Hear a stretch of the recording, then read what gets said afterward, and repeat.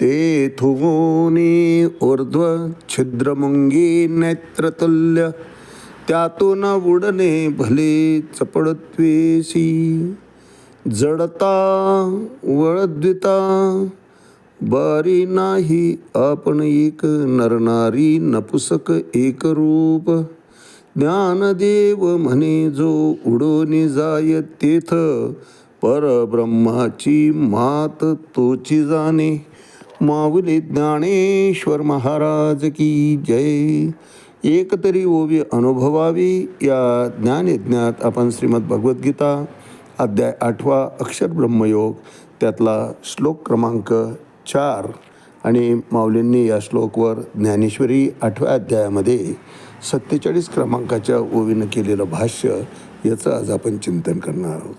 अधिभूतम क्षरो भाव पुरुषश्चादिदैवतम अधियज्ञहमेवात्र देह देहभृतांवर. अर्थात भगवंत सांगतायत मीच सर्वे सर्व आहे. आणि हे फक्त याच श्लोकात सांगतायत असं नाही महाराज. गीतेमध्ये भगवंताने पुष्कळ ठिकाणी अहम ही सर्व यज्ञानां भोक्ता च प्रभुरेवच किंवा ईश्वरा सर्वभूतानां हृद्देश्य अर्जुन तिष्ठतो किंवा गतिर्भर्ता प्रभू साक्षी निवासा शरणम सुहृद प्रभा प्रलयास्थानम बिजानम, सगळं काही मीच आहे भगवंताने गीतेमध्ये पुष्कळ ठिकाणी सांगितले. महाभारतामध्ये पाहिलं तर श्रीकृष्ण म्हणून भगवंताने स्वतःचा परिचय करून दिलेला आहे त्या ठिकाणी. आणि श्रीकृष्ण म्हणून मानवदेह धारण केलेलं सर्वसाधारण स्वरूपानंच त्या ठिकाणी महाभारतामधलं भाष्य आहे. परंतु गीता तत्वज्ञान सांगताना मात्र भगवंताने श्रीकृष्ण उवाच असं कुठेही म्हटलं नाही. श्री भगवान उवाच, सर्वोत्तम सुपर डिग्री ज्यामध्ये हे सर्व सामावलेले आहे आणि ज्यामध्ये तो सर्वीकडे आहे, कणाकणात आहे, असं अस्तित्व भगवंताने या ठिकाणी अर्जुनाला निक्षून सांगितलेलं आहे की माझ्याशिवाय या सृष्टीचं पानही हलत नाही. म्या बोलविल्या वेदू बोले, म्या चालविल्या सूर्य चाले, म्या हलविल्या प्राणू हाले, जो जगाते चाळिता, म्याची नियमिला साता, काढू ग्रासी तसे भूता, ये म्हणे गा पंडुसुता. भगवंत सांगतात की सगळं मीच आहे, आदी मध्य अंती सगळं मीच आहे. उत्पत्ती स्थिती लय याला कारणही मीच आहे. आदिभौतिक आदिदैविक आणि आध्यात्मिक या तिन्ही तापाचं जीवाचं निवारण करण्याची शक्ती फक्त माझ्यामध्येच आहे. म्हणून माझ्या ठिकाणी जीवाने सर्वार्थाने शरण जावं. शरण जावं म्हणजे काय करावं हो? काही नाही महाराज, आपण निमित्त मात्र आहोत अशा साध्या समीकरणामध्ये यायचं. करणे का न करणे आगवी तोची जाणे, विश्वचळे तसे जेणे परमात्मेने. भगवंताशिवाय या पृथ्वीवरचं काहीही, या त्रिभुवनातलं काही घडूच शकत नाही. प्रत्येक घटनेमध्ये, प्रत्येक कर्मामध्ये भगवंताचा उद्देश असतो आणि जीवाच्या कर्मफळानुसार ते कर्म त्याच्या वाट्याला सुपूर्द केलेले असतात. प्रत्येक जीवासोबत त्याचं कर्माचं गाठोडं, ती कॅसेट फीड करून पाठवलेली असते महाराज. ती या ठिकाणी आम्ही फक्त उकलायला आलो आहे. त्यामध्ये बदल करण्याचा अधिकार जीवाच्या ठिकाणी भगवंताने दिलेला नाही. जे भागात लिहिलेला असेल ते घडणारच. जे जे भोग वाट्याला आलेले असतील ते भोगावेच लागतील, त्यातून सुटका नाही. मग सगळं जर संचिताप्रमाणे चालणार असेल, वाट्याला आलेले भोग भोगावेच लागत असतील, तर मग परमार्थाची आवश्यकता काय? प्रश्न पडतो आपल्याला. चिंतन केलं आपण यापूर्वी.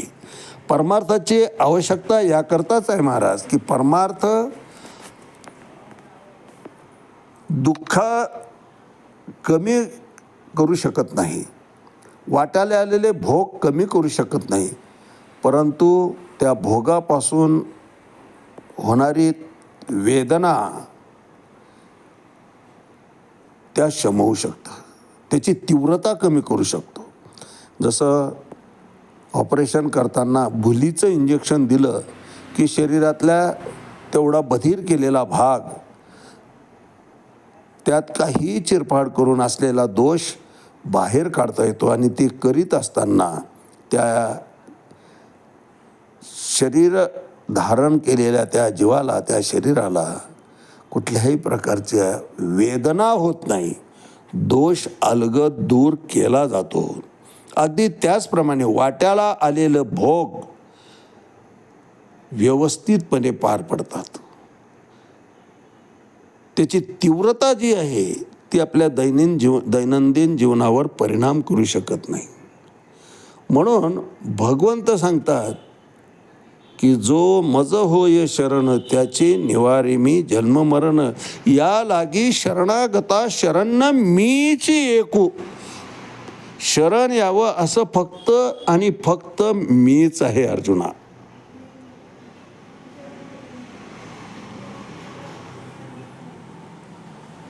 आणि म्हणूनच भगवान वाच म्हणतायत, श्रीकृष्ण वाच म्हटलेलं नाही. सुप्रीम पॉवर जे आहे, सर्वोच्च, ज्याच्यामुळे हे आकाराला आलेलं आहे, तो संपूर्ण व्यापक असा जो परमार्थ आहे किंवा ईश्वर तत्व आहे अर्जुना, ते मी आहे. त्याला अधियज्ञ म्हटलं जातं. म्हणून तर सर्व धर्मान परित्यज्य मामेकम शरणं व्रज अहं त्वां सर्व पापेभ्यो मोक्षयिष्यामि मा शुचः. भगवंत सांगतात, एकदा सर्वार्थानं तू शरण ये अर्जुना, मग तुला काही करण्याची आवश्यकताच राहत नाही. कितीही मोठ्या स्वरूपाचे पाप झालेले असले तरी त्यातून निष्पाप करून माझ्या स्थितीमध्ये, माझ्यामध्ये समाविष्ट करण्याची शक्ती माझ्यामध्ये आहे, भगवंत सांगतात. आणि हे फक्त कळतं कोणाला महाराज? जो कृष्ण भावना भावित आहे ते. तस्मात योगी भवार्जुन, याकरता अर्जुनानं कृष्ण भावना भावित व्हावं, योगी व्हावं. म्हणजे मग चाललेलं कर्म किंवा करीत असलेलं कर्म ते अनासक्त होऊन अर्जुन करेल. केवळ धर्माचं आहे म्हणून करल, केवळ मी सांगतो आहे म्हणून करल, या स्थितीपर्यंत अर्जुनाला तयार करायचं होतं भगवंताला. आणि तसं झालंही महाराज. 18 अध्यायाच्या शेवटी 72 श्लोकामध्ये अर्जुन म्हणतो की नष्टो मोहा स्मृतीत लब्धात त्वत्प्रसादात मयाच्युत स्थितोस्मी गतसंदेह. देवा, शंकाच राहिली नाही आता. करिष्ये वचनम तव, तू आता सांगावं आणि मी करावं. या स्थितीपर्यंत आणण्याकरता भगवंताला 18 अध्याय अर्जुनाला उपदेशित करावे लागले महाराज. म्हणून याचा अभ्यास आम्ही जेव्हा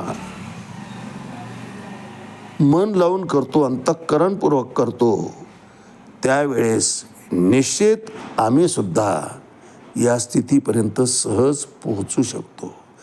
किमान कर्तव्य कर्म आमचं काय आहे, कोणत्या कर्माला आम्ही त्याज्य म्हणायला पाहिजे, थोडक्यात सार काय आणि असार काय आहे हे निवडण्याची विवेक बुद्धी आमच्या ठिकाणी येते आणि मग चुकीचं कार्य आमच्यातून होत नाही. दुसरं, आमच्यातला अहंभाव जातो. कारण सर्वात घातक काय आहे तर अहंभाव आहे. शरीराला मी म्हणणं हेच सर्वात मोठं पाप आहे महाराज. देह को मैं मानना ये सबसे बड़ा पाप है. सब पाप इसके बच्चे ये सबका बाप है.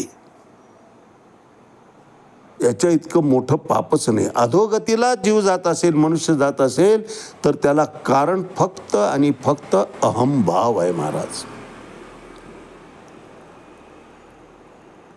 या ठिकाणी परमात्मा हा जीवाला स्वतंत्रपणे कर्म करण्याची संधी देत असतो.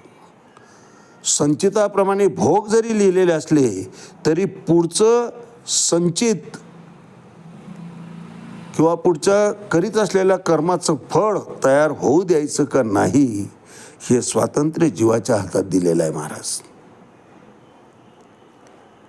अनासक्त होऊन अर्थात निष्काम भावनेनं निस्वार्थपणे आम्ही जेव्हा एखादं कर्म करतो त्यावेळेस ते कर्म राहतच नाही, तो धर्म होऊन बसतो. आणि धर्म हा घातक कधीच नसतो महाराज.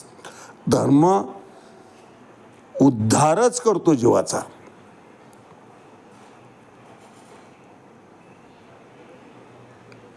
म्हणून तर ते जाणून घेण्याकरता कृष्ण भावनाभावित व्हावं लागतं, ज्ञानवंत व्हावं लागतं, ज्ञानाची प्राप्ती करून घ्यावं लागते. आणि ज्ञानाची प्राप्ती काय आहे? एकच आहे महाराज. हे समस्त श्री वासुदेवो ऐसा प्रकृती रसाचा ओतला भावो भक्ता माझी राहो ज्ञानिया तोची. सर्वोच्च भक्त कोणता असेल अर्जुना तर कणाकणामध्ये माझं अस्तित्व ज्याला अनुभूतीला येतं, जो अनुभवतो तो ज्ञानी आहे. आणि ते ज्ञान आहे, त्याला ज्ञान म्हटलेलं आहे. त्यावर भाष्य करताना मौली ज्ञानेश्वरी 8वा अध्याय 47व्या ओळीत म्हणतात, तो हा सकळ जीवांचा विसावा नैष्कर्म सुखाचा ठेवा परी उघड करोनी पांडवा दावी जतसे. आलं बघा, निष्काम कर्म व्हायला पाहिजे. म्हणून भगवंत अर्जुनाला ते सांगतायत की तो हा सकळ जीवांचा विसावा. सर्व जीवांचा विसावाचं स्थान कोण असेल तर मीच आहे अर्जुना.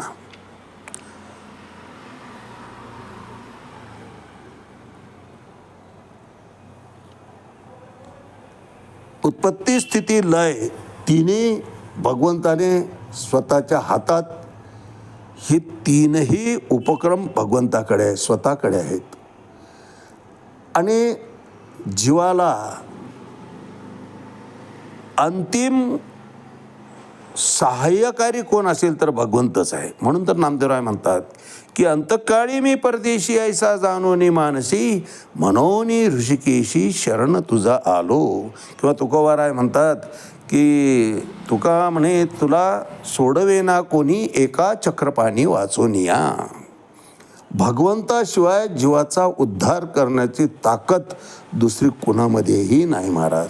म्हणून भगवंत अर्जुनाला सांगतात की तो हा सकळ जीवांचा विसावा नैष्कर्म सुखाचा ठेवा. नैष्कर्म सुख म्हणजे ब्रह्मसुख, जे सर्व सुख आहे. आम्ही जे पाहतो ते सुखाचा आभास आहे प्रपंचातलं. परमार्थातलं सुख हे नैष्कर्म सुख आहे महाराज, ब्रह्मसुख आहे. त्या सुखाचा ठेवा कोण असेल तर तो मी आहे भगवंत म्हणतात. आणि म्हणून तर माऊली वर्णन करतात की तैसा हृदयामध्ये मी रामू असता सर्व सुखाचा आरामू. परिभ्रांताशी कामू विषयावरी असं असताना सुद्धा, मी हृदयस्थ असताना सुद्धा, सर्व सुखाचा ठेवा म्हणून मी असताना सुद्धा विषयाकडे सुख शोधत जीव धावतोय. खंत व्यक्त केलेली आहे भगवंताने या ठिकाणी. माऊली वर्णन करतात की तो हा सकळ जीवांचा विसावा नैष्कर्म सुखाचा ठेवा परी उघड करोनी पांडवा दावी जतसे. म्हणून अर्जुना तो अधियज्ञ जो जीवांचा विसावा आहे व नैष्कर्म म्हणजे ब्रह्मसुखाचा जो ठेवा आहे तो अर्जुना तुला मी स्पष्ट करून सांगतोय. तो ठेवा ते सर्व सुख फक्त ईश्वर तत्वामध्ये आहे. आणि तो ईश्वर, तो अधियज्ञ हा मी आहे. मी तो हा सकळ जीवांचा विसावा नैष्कर्म सुखाचा ठेवा परी उघड करोनी पांडवा दावी जतसे. आज याच ठिकाणी थांबूया. रामकृष्ण हरी. पुंडलिक वरदा हरी विठ्ठल. श्री ज्ञानदेव तुकाराम पंढरीनाथ भगवान की जय. माऊली ज्ञानेश्वर महाराज की जय. जगद्गुरु तुकाराम महाराज की जय. शांती ब्रह्म एकनाथ महाराज की जय. आदि शक्ती मुक्ताबाई की जय.